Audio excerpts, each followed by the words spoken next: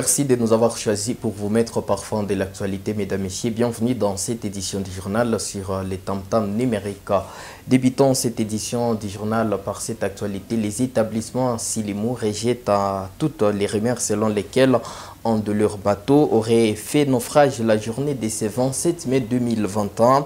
Ces établissements ont donné ces éclaircissements dans un entretien avec la presse la même journée. Selon le directeur administratif et financier des établissements Silimou, le Nindale, ce sont des personnes de mauvaise volonté qui ont propagé ces faux bruits. Il ajoute également que même les rumeurs sur la hausse des prix des billets sont fausses. Je vous propose de suivre le Nindale dans ses propos recueillis par Justin Mwamba. Bon, à Bukavu, il y a trop de rumeurs. Il y a trop de rumeurs. Tous nos bateaux, en fait, nous avons autant de bateaux. Il y a des bateaux qui ont pu quitter Bukavu vers Goma, sont arrivés le matin. Généralement, on parle d'Emmanuel 4. Emmanuel 4, nous avons essayé de voir la trajectoire, parce que nous savons voir la trajectoire par rapport à nos bateaux le long de la navigation. Emmanuel 4 est en pleine navigation. Bon, cette situation, en fait, nous avons beaucoup de bateaux sur les lacs Kivu. En fait, il y a beaucoup d'armateurs. Généralement, au niveau des bateaux de Silimou, aucun taux n'a été rehaussé par rapport aux passagers. Nous savons que nous sommes des humanitaires. Nous devons également suppléer et compatir avec nos collègues de Goma. Et au niveau de nos bateaux, nous avons en fait autant de classes. Il y a des bateaux qui ont la première classe à 25 $. La deuxième classe à 15 $ pour Emmanuel 1, Emmanuel 2. Et pour Emmanuel 4, la deuxième classe c'est 20 $. Et la classe économique c'est 10 $. Et généralement, on ne peut jamais majorer un tarif sans toutefois informer nos passagers et nos partenaires. Oui, c'est vrai, d'abord la première chose est que nos bateaux sont sécurisants. Et les bateaux là que nous avons, même s'il y a une forte vague, c'est là qui Kivu, une certaine sécurité, ça c'est la première chose. Mais également il y a le confort et chacun qui se trouve dans telle ou telle classe se retrouve dans un bateau où il est vraiment à l'aise. Et donc les rumeurs qu'il y a, bon, vous êtes des journalistes, vous faites des investigations partout ailleurs, il y a autant d'armateurs, mais à notre niveau, il n'y a pas vraiment d'inquiétude. Et plusieurs sinistrés de l'éruption volcanique de Goma partant pour Bukavu sont bloqués à Nyabibwe chez les Français, faute de la coupure de la route Bukavu-Goma. L'alerte est du cadre de concertation de la société civile territoriale de Kalehe au reporter de la radio-télévision Goma à Kivu. Plusieurs véhicules et des familles en provenance de la ville de Goma pour Bukavu, fuyant les effets collatéraux de l'éruption volcanique, sont bloqués chez les Français. Nous y sommes avec la population du centre de Nyabibwe dans des travaux communautaires pour essayer de libérer un petit passage.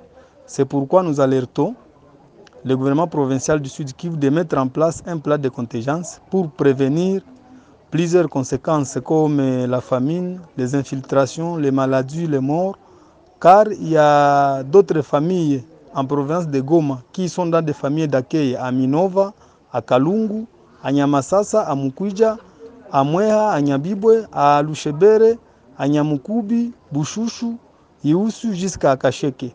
Et nous appelons également le monde humanitaire de voir dans les mesures du possible pour venir en aide cette partie de la population, ou les sinistrés qui sont en train de fuir les catastrophes au niveau de Goma.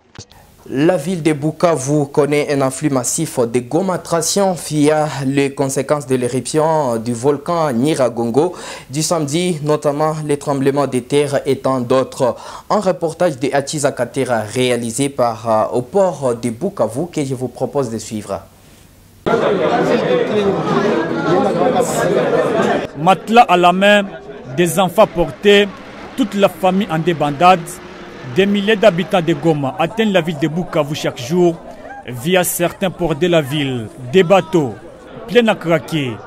Des ports sont inondés par ses compatriotes fuyant les effets de l'éruption volcanique à Goma. La situation est compliquée. Des maisons fissurées, des tremblements de terre à répétition. Une poudre d'origine inconnue envahit la ville. Des gens ont trouvé refuge dans la ville de Bukavu.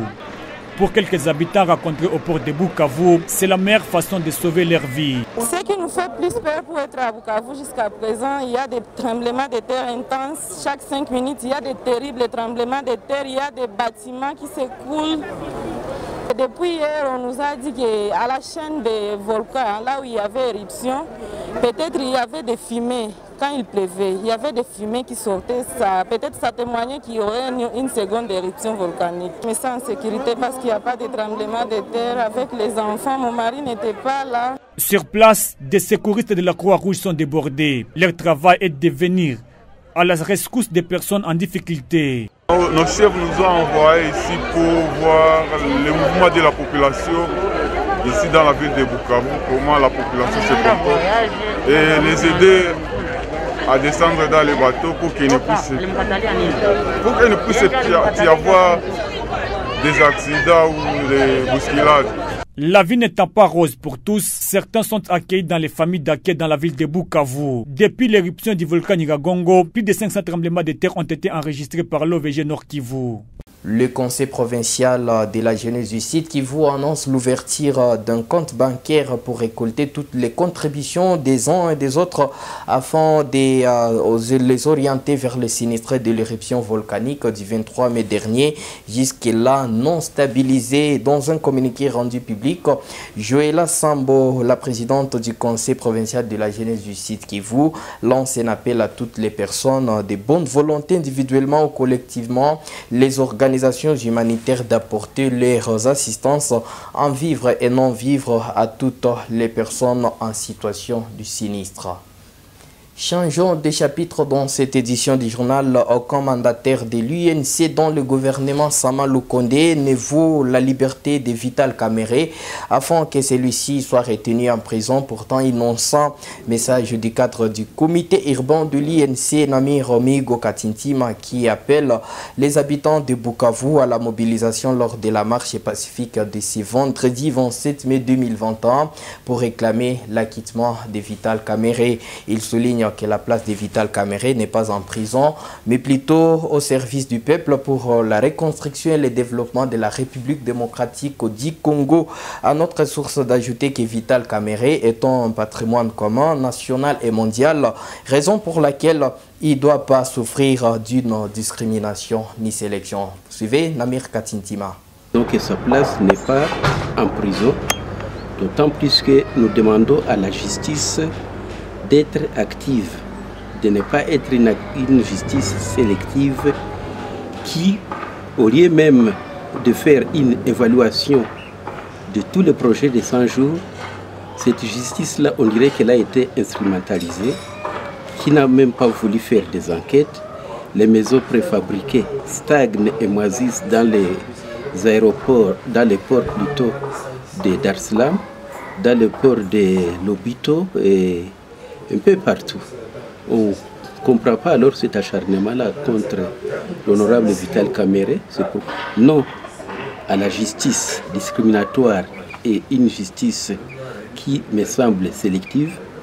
Pourquoi? Parce qu'il faudrait que tous les secteurs des travaux de 100 jours soient évalués et qu'on dise qui a fait quoi, qui a fait ceci ou cela. Pourquoi nous demandons à tous les fans de Namir Katintima, tous les militants de l'INC et même les compatriotes sud-kivusiens qui comprennent que justice soit faite pour qu'on ne puisse pas enterrer Kamerhe vivant, qu'il soit démé dans la rue, pour qu'on comprenne que réellement derrière lui, il peut être dans un cachot, incarcéré quelque part, mais que derrière lui, cette vision-là, cette pensée-là qu'il véhicule, est encore ancré et enraciné dans nos mémoires et qu'on les voudrait, non dans la prison, mais dans nos institutions, en train de participer à la reconstruction de notre pays.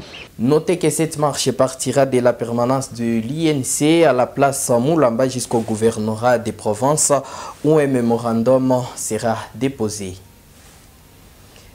Les parents sont appelés à prendre du temps pour parler avec leurs filles sur l'hygiène menstruelle. La proposition est de Douce Namoisi, coordonnatrice de Ouezo Africa, initiative à l'occasion de la journée mondiale consacrée à cette hygiène menstruelle.